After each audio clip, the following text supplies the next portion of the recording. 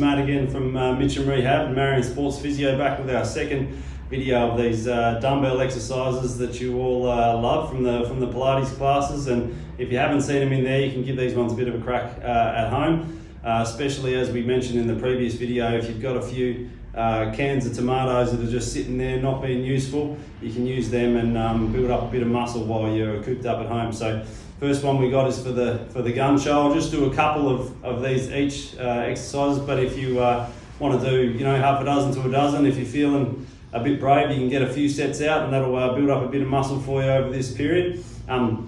Bicep curls, just bending the elbow up. All right, you can do one at a time, or you can do them both at the same time, just a couple, just to get those arms going. Right, so we've got a bicep curl. If you dumbbells by the side, we can do a few shrugs. Okay, just bring those shoulders up towards your ears and then back down again, so we're getting a nice bit of upward movement of your shoulder blades there.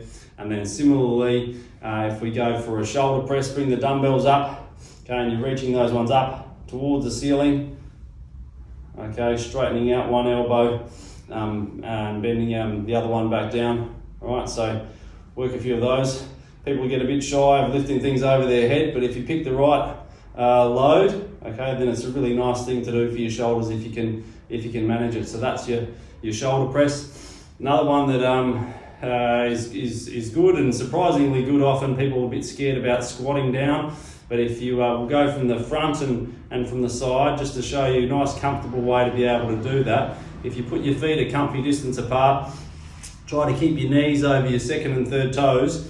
You can do this one with or without the dumbbells, but if you hold them in the middle and just let your arms flop down as you squat down, try to get a bit of movement between your hips, knees and ankles. Having your arms in the middle here will just help your knees from wandering in to talk to each other. So we want to try and keep the knees over the second and third toes. Sit your bottom down, sit your hips down like you're going to sit down on a chair. So you're sharing that movement out between your knees, ankles and your hips. And then if you curl back up again, pushing your feet through the floor, then that's a nice way to do it, keeping a nice relaxed back. If you just have a look from the side, we'll do the same thing. You can see how having the nice distance with your feet apart, sitting your bottom back down, and then letting your back relax allows you to get a little bit more movement through your hips on the way down. And then if you kind of curl back up through your spine, as opposed to squatting down and then using your back muscles to come back up, it feels a lot more comfortable. So that's another one you might discover that you can do without it being a pain for your knees. The last one's a bit trickier.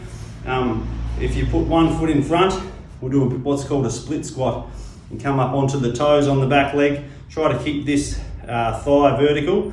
Now what we're going to try and do again is fold in at the front hip, just drop that back knee down. You can imagine that there's a crow's player just underneath that back knee there, or someone that you're not a big fan of. Just drop that back knee down to try to keep the thigh nice and vertical. You'll feel it stretching down the front of this thigh, okay? And then you're working your quads and your buttock muscles on the opposite leg. So work your way through those. Sometimes in our Pilates classes we only do sort of half a dozen of those because it's a bit more tricky for old hips and knees, but still a good little challenge for them there. So a couple of those ones, all right? And again, hopefully another few useful exercises there for you. Cheers, guys.